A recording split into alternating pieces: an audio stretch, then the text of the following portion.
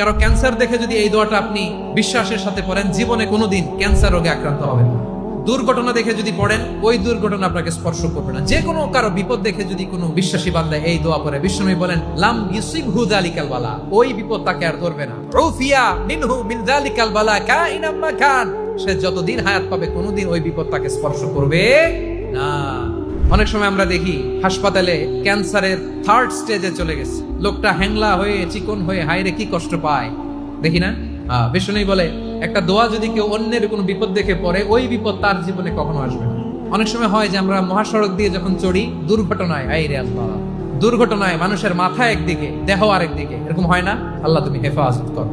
বিশ্বনবী বলেন এই দুর্ঘটনা দেখে কেউ যদি এই দোয়াটা পড়ে, তার জীবনে সে কোনোদিন এরকম অ্যাক্সিডেন্টের সম্মুখীন হবে না।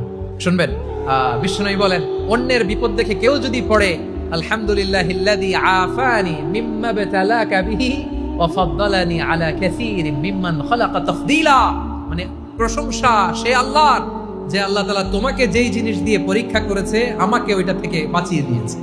তোমাকে আল্লাহ যেই বিপদে ফেলেছে, আমাকে ওই বিপদ থেকে তিনি মুক্ত রেখেছে, আর তার অনেক সৃষ্টির উপর আমাকে তিনি প্রাধান্য দিয়েছে। সুবহানাল্লাহ পড়েন।